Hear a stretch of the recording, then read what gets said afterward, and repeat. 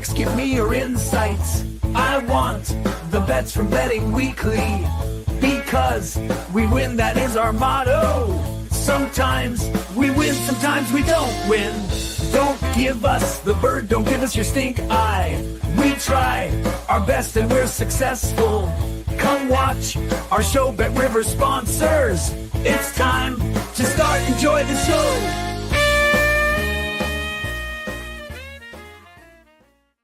Hello and welcome to Betting Weekly Live. You're with myself, Dan Roebuck, alongside me, Nigel, Seeley. We're going to talk soccer. We're going to talk tennis as well. An awful lot of tournaments to get through. We've got some League Cup football tonight, some Spanish Super Copa as well.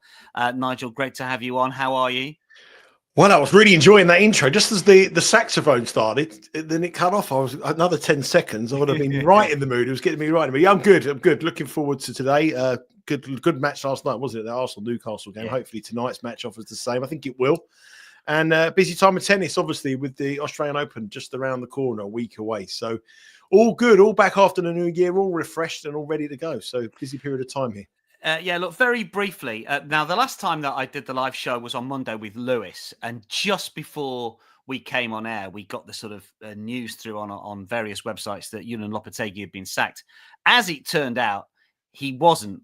But now he definitely has gone. And the interesting thing I can reveal to our listeners and viewers here is that after the show, Nigel got in touch with me and said, has he definitely gone? And I thought, oh, crikey. I'm in for it here. Nigel's not happy here. We've ported on something that's not actually happened. He's texting the attention. Has he actually gone here?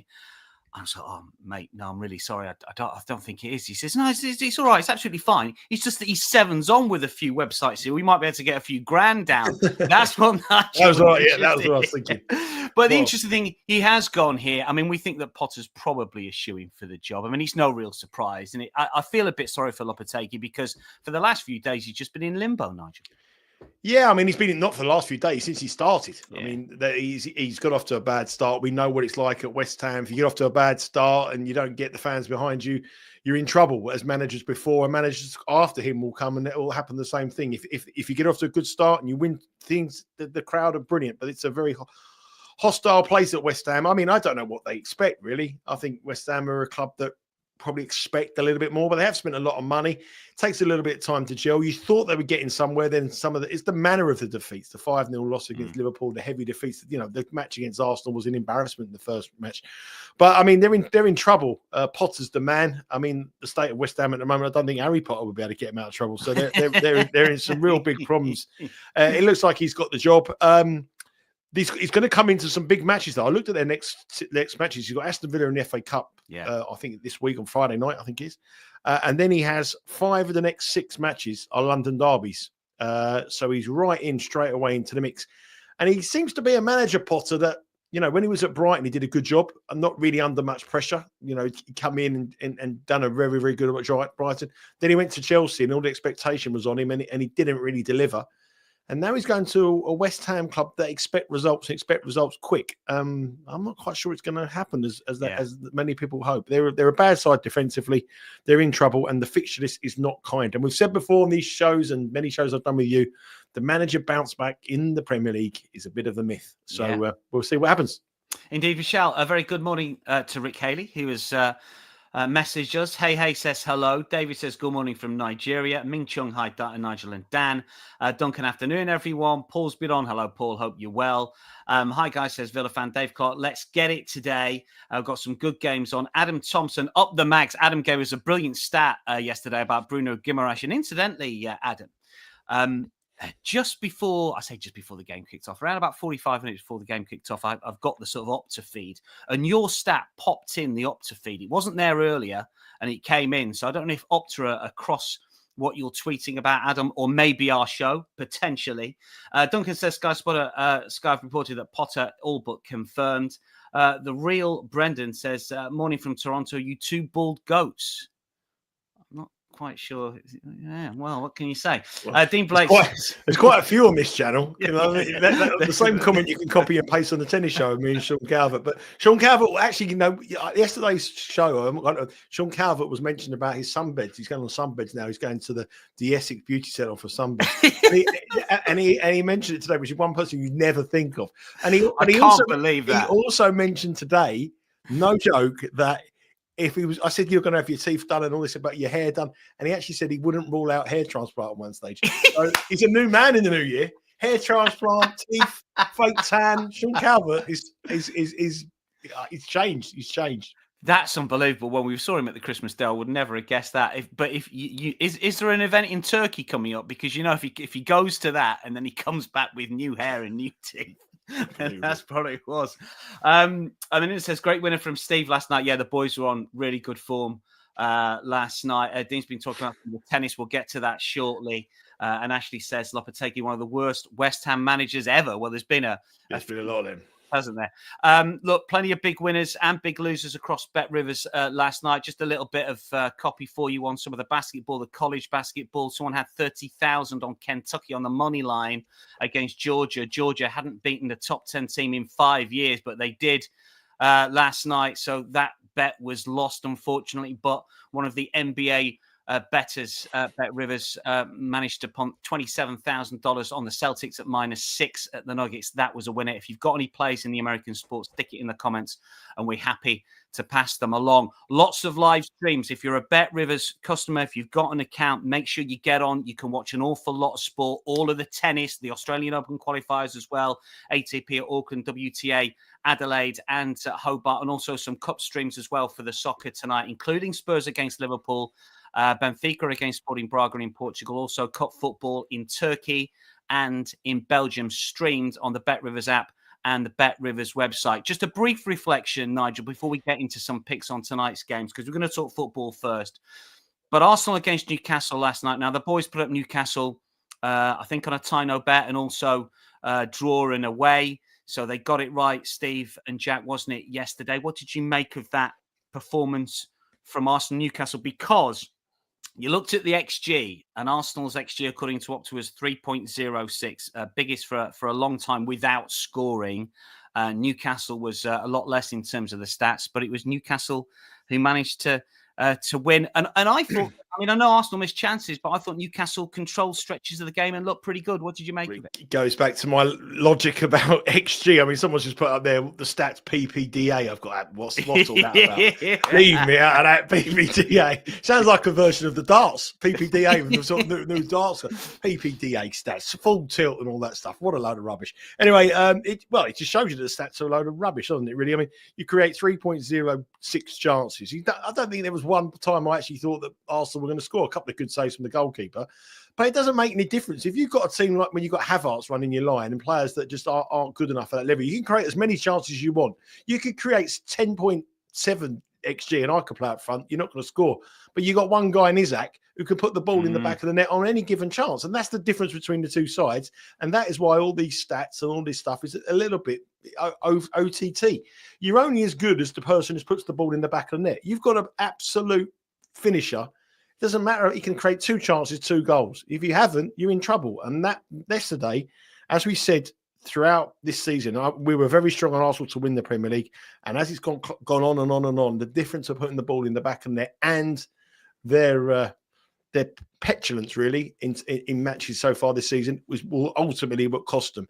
Why Arteta's never bought a striker, why he's never gone to buy a striker, it's been the obvious thing for 2 or 3 years. It was exactly the same with Manchester City in Europe until they bought Haaland and they won the Champions League. It's clear for everyone to see. And last night, the difference between the two sides was a player at the top of his game who could put the ball in the back of the net, and an Arsenal side struggling in front of the goal. And there's XG stuff, just highlights what a joke of a market that is. In matches like that. It's the players. It's the players. XG is based on an average. It doesn't take into account like a Haaland or a Nigel Seeley. It creates a chance. That's the problem with it. Listen, let me tell everyone, if you've not caught up with the latest dojo, have a listen to it, have a watch of it, because it's interesting. And Nigel's pretty opinionated on XG. He's a bit more nuanced. I'm old school. In the dojo with chatting to Neil. There's some really good conversation about analytics from the boys. Some good stories as well about the Old Sporting Index and Senior days as well. But the XG chat is really interesting. So have a listen to that. Have a look at that if you haven't already. And it just brings me to a couple of the big bets that the Bet Rivers boys had last night. Now, ahead of the game, there was a $49,000 play on Arsenal on the money line -120. Now, I get that. Now, in play, and this is where your XG comes in, there was a $33,000 play on Arsenal at -0.5, which was a live play at -164, because the XG was kicking in and kicking up, and you're thinking, surely they're going to score, surely going to score. And obviously, big bettors are coming in. They're looking at that. They're thinking that the XG is going to equal a goal. It didn't last night, and someone lost $33,000. There's also 40,000 play on Arsenal over 0.5 goals in the first half at -133 as well. So sometimes XG is not your friend, as Nigel and Chanis chat about in the dojo this week. Newcastle are big movers, obviously, Nigel, when it comes to the outrights. They're about +175 now. Liverpool are favourites at even money. I mean, it's strange, isn't it? Because the second leg's in a month's time, and then the final further on, and teams can be out of form by the time the final comes around. Would you play Newcastle to win it, do you think, or not? I don't know. I think they're surely going to make the final, aren't they? You would have thought. Yeah, I mean, well, yeah, you would think so. Yeah, I think if you're going to have a bet now, Newcastle would be the bet. I think they could give Liverpool a match. Yeah, the way they're playing, they played in that 3-3 match the other week at St James. They've improved since then. I would argue that Liverpool have gone backwards in the last 4 or 5 matches. We know Liverpool haven't even got to the final yet. So I would probably play Newcastle as well. And the other thing about Newcastle as well is that they've got no European football. So when that tie comes around, that final comes around at March the 15th, I think it is. That is bang in the middle of the business end of the Champions League, and Liverpool could be involved in that and a title race. So yeah, box seat for sure for me. Newcastle +175. Andy cares. I assume the pink crash helmets. He's talking about our bald heads here. Were part of the staff uniforms. Charming, Andy. Yeah, there's a few of us. It's just the way it is. Let's have a look at some of the prices for tonight's football. We're going to talk football first. We've got tennis as well. Got some really good plays from Nigel when it comes to the action down under, and indeed in New Zealand for that matter. But we're going to talk soccer first up. Tottenham against Liverpool is obviously the big game in England. Now, Liverpool are -155 at the moment. The price is changing all the time. In fact, they've drifted out since this graphic was made up. They're now actually -180. It's 180. Yeah. So, you're inching towards even money here. Starting to think that Liverpool could be a play. They're +320. Well, Liverpool -180. Oh, sorry, -180. Getting shorter. Two on that. Getting shorter. Come on. Tottenham are the ones that are drifting +390. The tie +360. Liverpool getting shorter here. Obviously, Nigel, they won 6-3 just before Christmas. And you look at that. Now, obviously, it's going to be rotated sides. But I'm starting to think that, well, I don't know which way to play this one. Have you got an angle in terms of the money line or the overs and unders? Once again, when it comes to Spurs and Liverpool, we're talking 3.5 goal lines here, Nigel, and over is -130. What do you think of the markets we've got on screen first? Well, there's a couple of interesting things. Obviously, the reason why the prices went up originally, why they were, is because everyone expected Liverpool to put out a weakened side. There's a couple of pictures leaked about the players walking around Canary Wharf this morning, and there was not one player on there that wasn't weak. There's a very good squad that's travelled down to London this evening.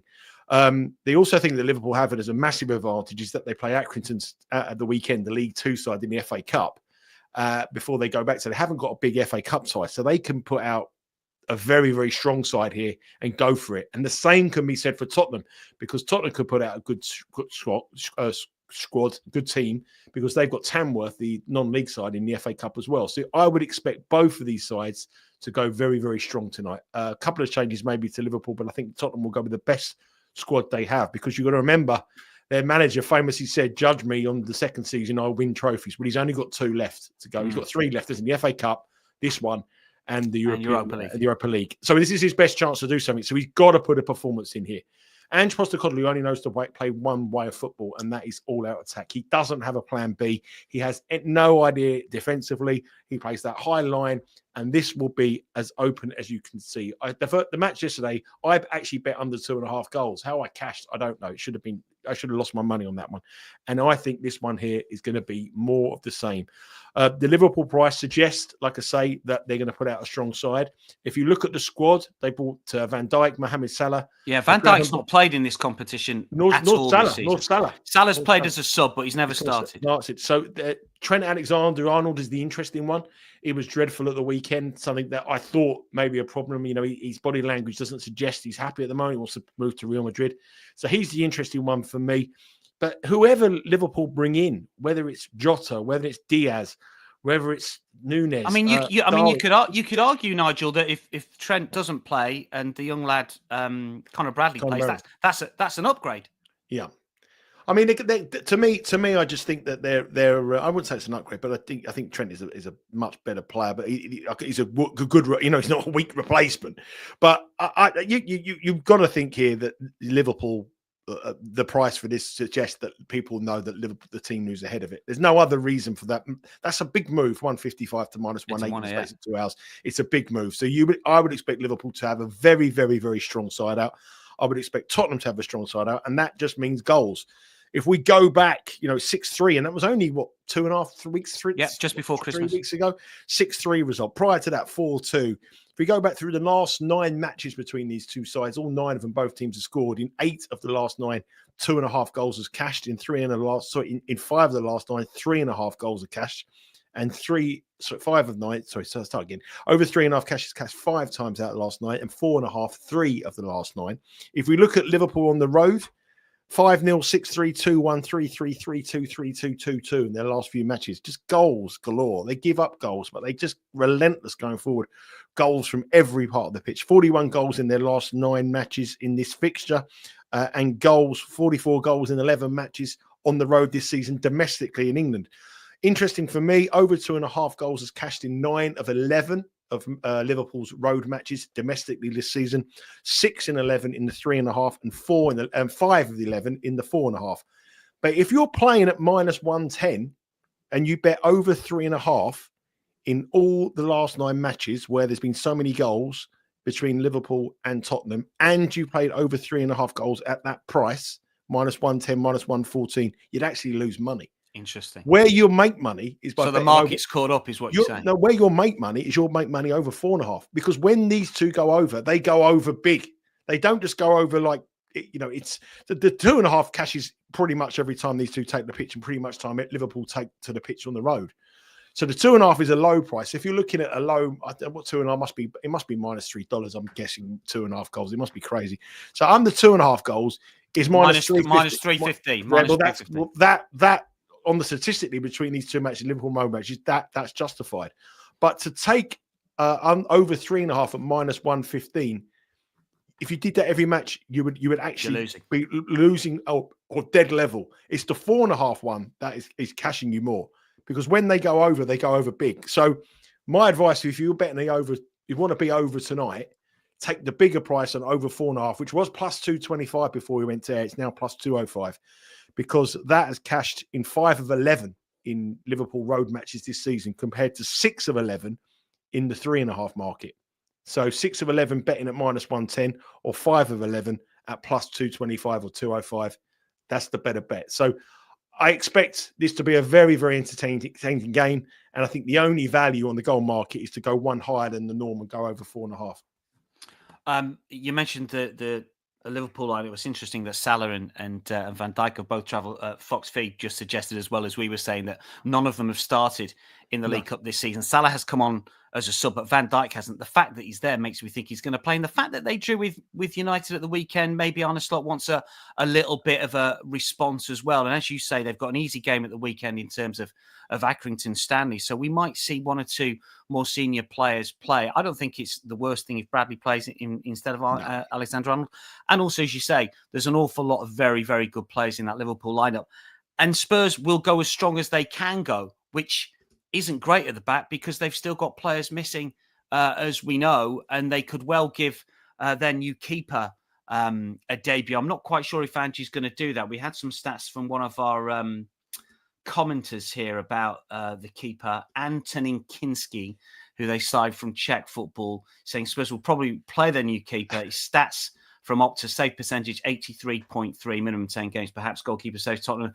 And it might be if he plays. I think Fraser Forster is fit again. He was ill at the weekend. I don't think Brandon Austin's going to play again, but they're still without Van der Ven and Romero, I believe. Udogie's still out as well. They still got an awful lot of injuries at the back. And I heard that Dragusin and Gray were suffering from illness as well. So, look, I think that Liverpool could run riot. I mean, over 4.5 ain't the worst. You could probably get some sort of... I mean, do you think Liverpool will win the game? Nigel, could bettors look for some sort of, Liverpool to win, or both teams to score an over 2.5, over 3.5, and try and roll up some sort of... I think if they're being bet as though they're going to win the game. I couldn't bet them at the price. I think coming up to minus 200 is a little bit of is a too short of a price for me.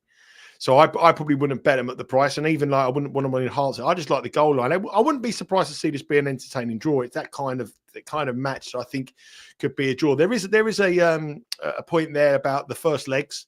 The first legs are obviously quite tight. Liverpool played Fulham last year in the first leg, and it was a 2-1 win for Liverpool. And obviously, in the first leg, Chelsea played Middlesbrough, and it was a 1-0 win for Middlesbrough. And then the second leg, Chelsea won 6-1. So the second legs do have a tendency to go up. But I feel that because there is an FA Cup week this weekend, and because both sides are playing relatively easy opposition, that I don't think they'll sit back. I think if they were playing a league game, a big league game, or they had an FA Cup match against, like this for Arsenal against Manchester United, for example, where they're a big Premier League side, they may go easy in this match. But I think they'll both think to themselves, you know what, let's go at it. We can put a reserve side out at the weekend. We'll still beat Tamworth. We'll still beat Accrington. We'll be in the FA Cup. We've got a week off to the Premier League and give all the players the rest. But I think this will be a tasty affair because of the way that the fixture list has been thrown this up, so the ties in the FA Cup. So I'm going to go for just over 4.5 goals. High scoring draw wouldn't surprise me, but obviously you've got to edge Liverpool. But how on earth, they're going to start almost $2, which I think is a little bit too short. Yeah, too short, I think. And you got to also last thing on the match. You've got to think to yourself, how do you prioritize? What priority is this competition for Arne Slot? I know he wants to win a cup. He's going to want to win a trophy, but his priority is the Premier League. Then it's the Champions League. Then maybe a good run in the FA Cup, and then this. So it's not important. But for Ange Postecoglou, his job depends on this cup. If he wins his cup, he'll probably have a chance because he's said what his statement. I'll win things in second season. So it's everything for him, and I expect his side to be pumped for this. I like Solanke anytime. I know he scored at the weekend. Like Solanke, I think plus 235 is a big price for him. Main goal threat in a game where we expect both sides to score, and it's very heavily favourite both sides to score. You're talking about a striker who's in a bit of form, has come in a bit of form, and he's going to lead the line in a game with goals at 235. We've done the Premier League show throughout this season. We've seen teams, top goal scorers and main goal threat, trading at plus 110, 115. The one thing this Liverpool side do is give you a few opportunities, and they do concede.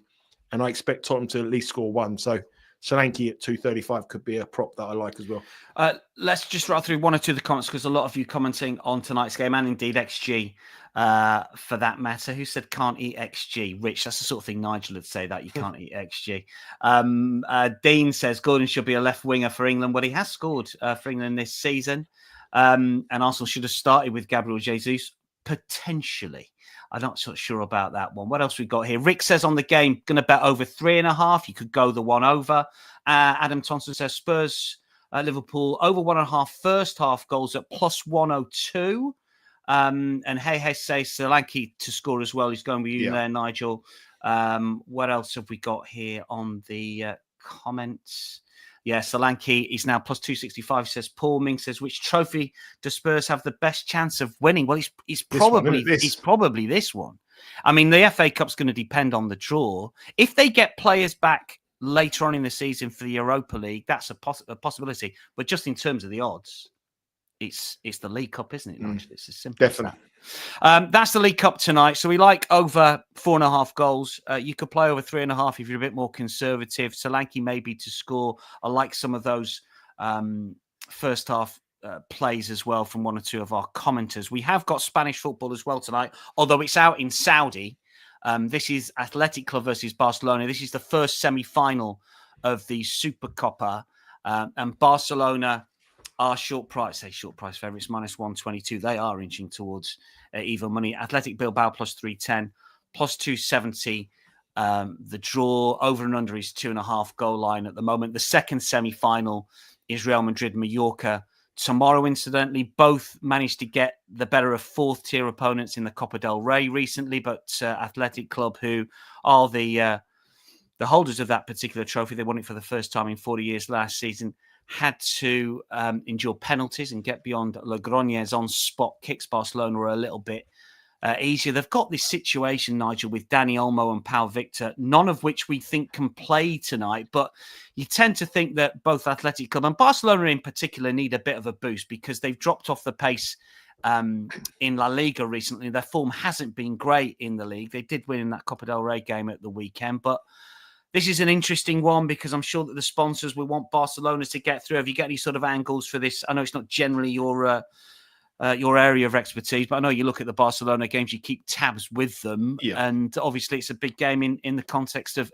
bettors tonight. Any sort of angles in for this one? It's a big game, and I think a lot of people will be placing their wages on it. Then whenever Barcelona take to the pitch, every people want to watch and a lot of people want to bet on it.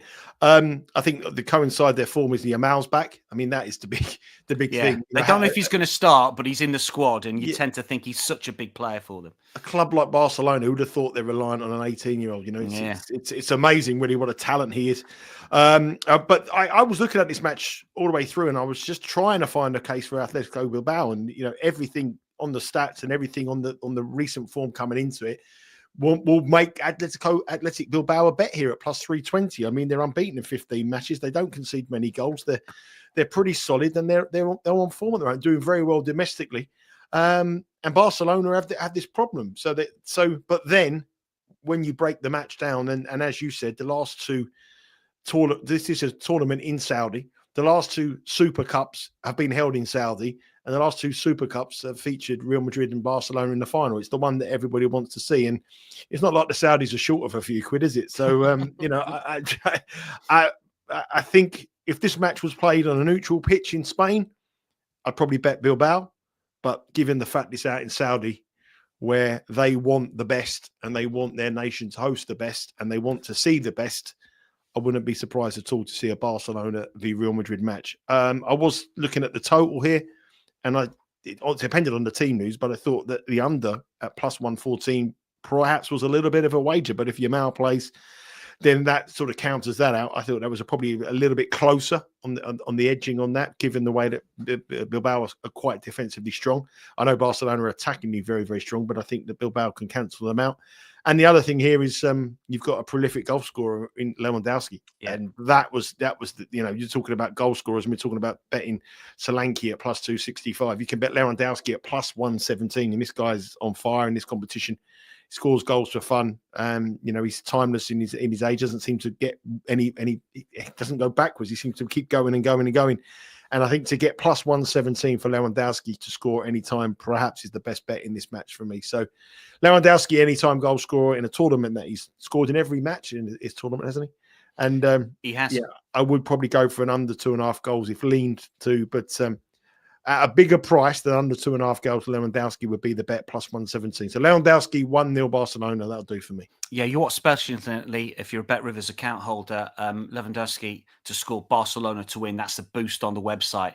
Incidentally, as Nigel pointed out, he scored in every single game he's played in the Super Copa. 4 games played, I think he scored more than 4 goals, but he scored in every single appearance, and he's been in good form recently. He scored 2 in that Copa del Rey win at the weekend. He's got 3 and 5 against Athletic Club as well, incidentally.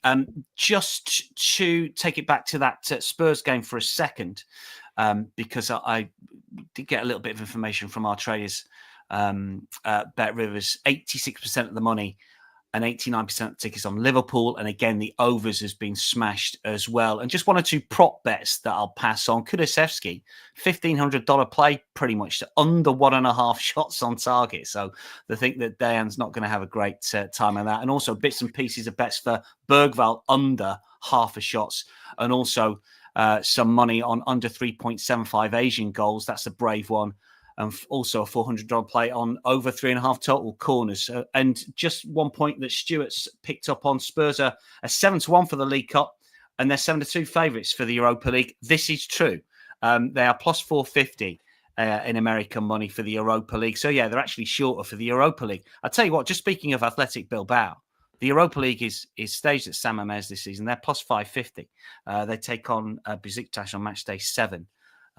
Is it next week or the week after that? And given the fact that they are hosting the tournament, they will be desperate to get through to that. They're third favourites behind Spurs and United. I didn't realise that Spurs were favourites for that competition. That's a little bit of a surprise on me. In terms of the money line and the splits from the traders here for this Barcelona game, most of the money on Barcelona, as you would imagine.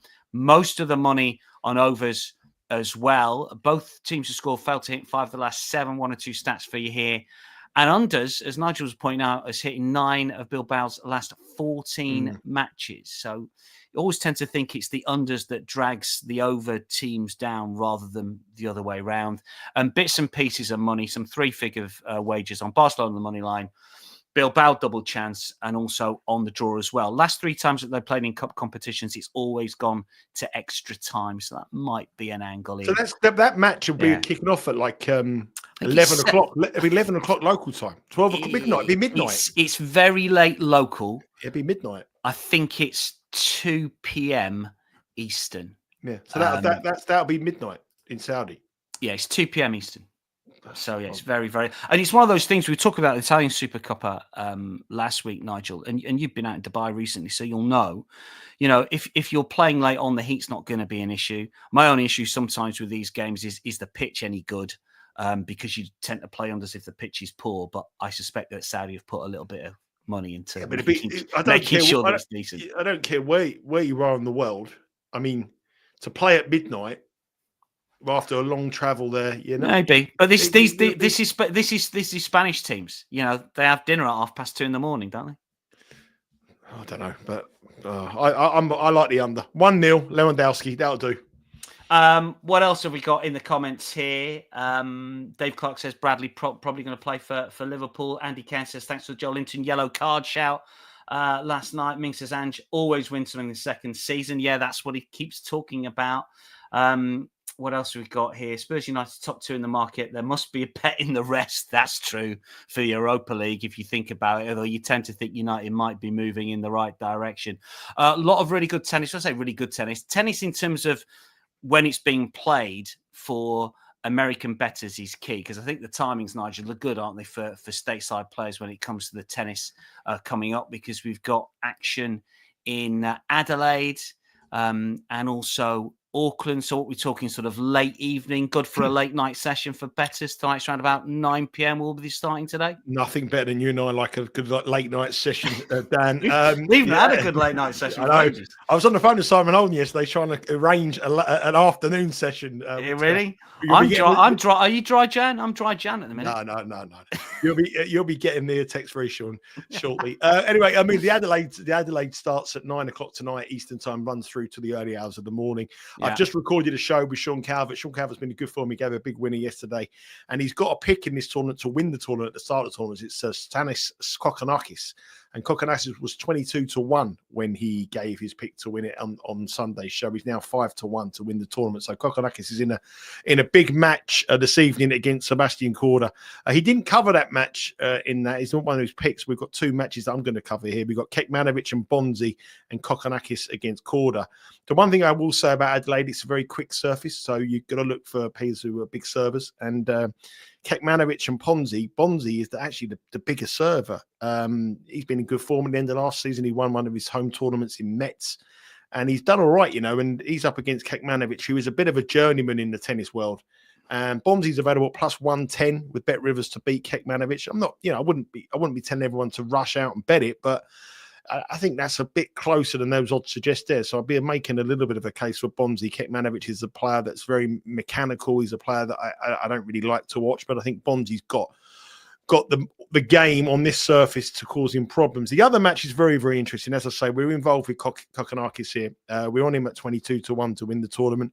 And Korda hasn't played. Like yesterday was his first match since the US Open.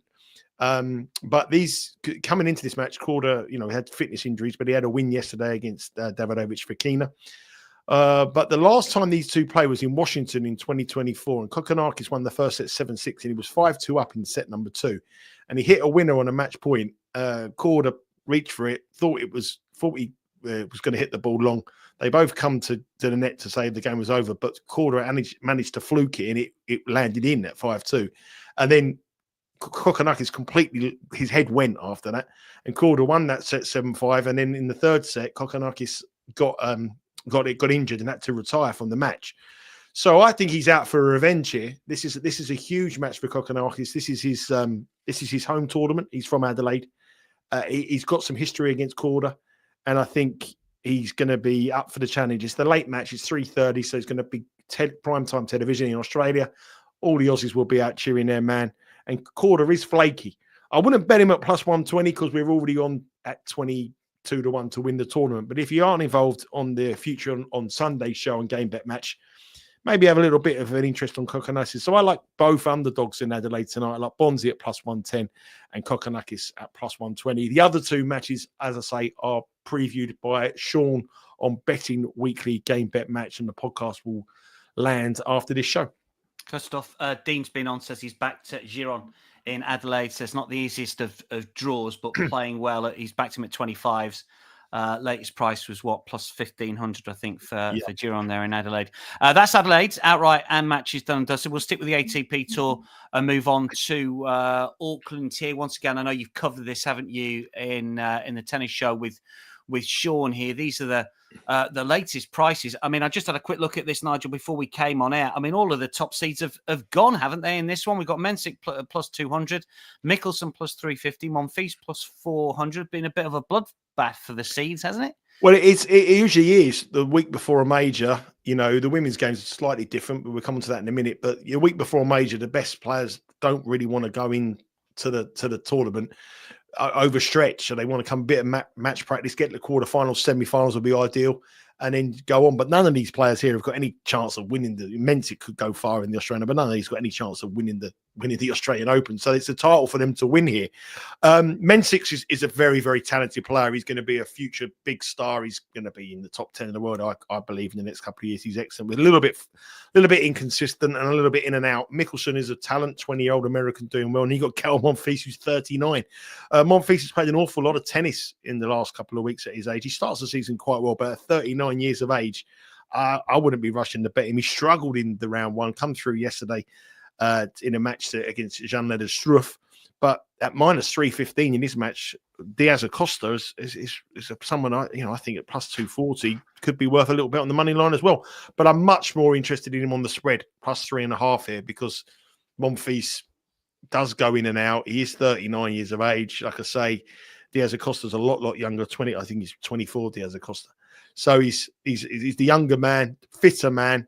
And I'll probably take him on the handicap, but it's very windy here as well. So that is going to be any temperamental players, which Monfils is. The conditions could change. So I think he's an uneasy minus 315 favourite. So in that tournament, Mensik Borges, I wouldn't really have an opinion on, but Diaz Acosta with the start at 3.5 could potentially be a bet, or maybe even the over 21.5. I know it's short at minus 132, but you would think that could go long. Diaz Acosta with the start, and also look for plenty of sets, plenty of games, I should say, in that one. Adam Thompson says Fritz 33-1 for Oz seems a solid each way play. If opposite half to Sinner, do you want a quick word on that? Well, that's what the thing is now. That the trouble is, Adam, is if you bet him now at 33-1, you might get lucky. And if as soon as you wet the draw and he's in the opposite half, it'd be 14-1. So it's up to you whether you want to take the chance now. I mean, if he's 33-1, he's in the same half as Sinner. He's probably a 40-1 shot, and if he's in the opposite half, he's a 20-1 shot, really. So you really want to take the chance now. I mean, he's playing exceptionally well, but he's had opportunities in majors before, Wimbledon a couple of times. He's, did well in the US Open, got through. He just hasn't got the game that the top players have. But if you are going to get someone to come in hot, you always want to go in the Australian Open hot. You want to be in a bit of form, and he's in good form. Won the United Cup last week for America, and he's in good form. So he's definitely on the short list for each way potential, but Sinner's the man to beat. Obviously, all the Australian Open coverage from Nigel and Sean upcoming towards the back end of the month. Let's talk WTA action, because there are a couple of tournaments that we're going to just rattle through and get some picks on the women's event. Obviously, these are not covered, Nigel, No. in your game better match with Sean. I don't know how much Rory's done on these. First of all, WTA Adelaide. These are the outright prices. Jessica Pegula, who is the number one seed. We're down to the quarterfinal stage as we are with the others. She's favourite plus 240. Madison Keys plus 400. Daria Kazatkina at 650. Any sort of outright poke? Well, just firstly, you said there that at the end of the month, the Australian Open, it's actually Friday. The draw's Is it? tomorrow. The draw's tomorrow. We're going How live. long does it last? It's 2 weeks. So the preview, the show of the tournament is actually going to be the men's and the women's outright will be done on Friday, and the matches will be done on Saturday. Yeah, so it's this week. So that's why I think sometimes you can get favourites beat, because it's such a short turnaround going into the tournament. Really on the outright market here, I mean, the one me and Rory gave a couple of people at the start of the tournament. They all got beat in the first round, but we went for like 25 to 1, 33 to 1 shots. One of the people on my shortlist was Samsonova, and I never went with her. She's let me down on so many occasions, but in quick conditions, she's one of the best servers in the world on the women's game, on the quickest service. She's quick here, and I think she's got a chance. Navarro is a fade for me, and Samsonova plays Navarro today. So Samsonova is probably be where I'll be heading, the outsider of the whole lot. And I like her in the match bets. So on the match bets today, we've got 4 match bets. And the only one I'm interested in is Samsonova at plus 110 to beat Emma Navarro. Emma Navarro had a brilliant season last year, but she ended it in terrible, terrible form. And I know she's done all right to win. She's won 1 match so far this year, but on this tournament. But I think Samsonova, with her big serve, could blow her away on this surface. So Samsonova was my only play today at plus 110. I was quite interested in Schneider at plus 116, but Pundit was playing excellent this week, and Schneider hasn't started the season well. So the only play for me in Adelaide was Samsonova at plus 110 on the money line, and I would take a chance for at $9 to win the tournament. That's Adelaide and the women's event. We've also got an event in Hobart as well on the WTA. The outrights look like this. Anisimova is the favourite at plus 350. I took a cursory glance at this one as well, Nigel, and I just thought, well, who's the number one seed here? And it's Diana Janstremska, and I thought, why on earth is she plus 1100 if she's the number one seed? Explain that to me and give me. Well, I'll tell you exactly what it is. The first thing is she's been in terrible form at the end of last season. I think she won her first round match, but that was the first time she's won a match in I think she won 2 matches in 10. But this tournament has had 30 years of history in this tournament before the Australian Open. And in those 30 years, the number one seed has only ever won once. And in 20 of the 30 years of this tournament, it's been won by an unseeded player. There's only 4 seeds left: Janstremska, Anisimova, Avasanian, and Mertens is the... and I think Avanesian at 8 to 1 would be the one seed that I think would do well. I think Joint's too high. She's high as a kite at 7.50. But I think that would be the bet. But if I was going to have a bet here, I'd bet Avanesian at plus $8. And on the match bets, I think they all look pretty good to me. There's no real value there. McCartney Kessler's a good player. And an up-and-coming player who ended the season really well, but minus 175 against the number one seed is not a price you'd want to be rushing to take. And I would probably expect all the favourites to get the job done. Joint maybe is one I would probably get with against Kenin, but all the others you think they'll get the job done. But I think Avanesian at plus 150 to beat Anisimova could be a bet.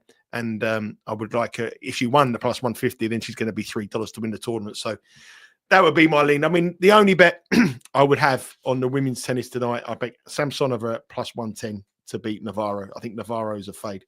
And obviously Sean, who's much better at this than me on the on game bet matches, available after the show. Great stuff. Just a couple of comments from our YouTubers here, Dean and Stuart. Dean says, Fonseca want to watch next week if he qualifies? Yeah, I mean, everyone knows about it now. He won the Next Gen tournament. You know, when you win a tournament like that and everyone watches you, you're not going to get any value on the prices. You know, he's going to do well. You want to get people who are under the radar. Unfortunately, now he's well on the radar. So he's a very talented player, but we all know about it now, unfortunately. Alex de Minaur, 50 to 1 as well. Could go on a run, says Stuart. Could he? what is his home tournament? The problem with being a home tournament, you have a massive amount of pressure. Some players can handle it, some players can't. I'm not quite sure Alex de Minaur will be able to handle the pressure he's going to be under. The other thing is that he's had a lot of injuries at the end of last season. He got his season back together and got to the Tour Championships, but he had a lot of injuries. So it may be a little bit early. You've got to remember, these boys were only stopping playing tennis in December, end of November, and now they've got 6 weeks rest, and they're playing in the first major of the year. It comes fast. You need to be fit. You need to be at your game. And unfortunately, Alex de Minaur is probably a little bit behind the top 4 or 5 in the betting. Last thing before we wrap things up, what about best bet on the football tonight, or indeed the tennis? What would be your best play for our Betting Weekly community, if it's a tennis player or a football player on the action that comes up over the next 24 hours? My best bet tonight is Lewandowski to score anytime, Barcelona, at plus 117 in the Super Cup against Athletic Bilbao. And my best bet in the tennis, I'm going to go for Samsonova at plus 110 to beat Emma Navarro in the WTA tournament in Adelaide. Brilliant stuff. What we got coming up for the rest of the week, because there's no Premier League show. What's on the agenda for everyone watching and listening and getting in contact and so on? What can we expect? Back tomorrow, Betting Weekly Live, when I'm actually hosting it with a new guest. We've got a new guest tomorrow. I'm not going to tell you who it is. She'll be on the YouTube channel. We've got a new guy, a very big name, stateside, who's joining us tomorrow. A former big presenter, TV star over in America, who's joining us tomorrow. So look ahead to the playoffs in the NFL. Yep. So we've got that. We've got obviously the tennis this weekend, the game bet match, and the WTA, all about Australian Open. a week off for us boys in the Premier League, but extra time. We'll be back with Steve and then inform James Easton as well. So loads of stuff to do, loads of stuff to follow. And as I say, we say all the time, but please subscribe to the YouTube channel. I know I get the reports that people watch these shows, and unbelievably, about 55% of people watch it don't subscribe. What you've got to do is press that button. And if you like the content and press the button, it means that we've got more chance to continue doing this. The more subscribers we get, the more that likely that our sponsors at Bet Rivers will keep this show going. So if we can get the likes and the subscribes up, and we're very close to 7,000, and if we can get that up, that'll be a great achievement. So if you are enjoying the content, please just hit that subscribe button. It doesn't cost you anything. You don't have to give your email address, just a little subscribe, and we'll notify you every time something drops. Really important to us to keep them growing. Great stuff. Nigel, thanks for your company. Many thanks to all of our commenters as well. Some really good comments and bets in the YouTube chat. Obviously, we're growing the community here, so make sure you take note of everybody's selections as well as our handicappers on the show. So, as you heard, Nigel will be back with a special guest tomorrow. We'll be talking NFL Wildcard Weekend, amongst other things, and we've got plenty upcoming over the next few days. From myself and from Nigel for now, though, it is goodbye. Good luck with your bets tonight.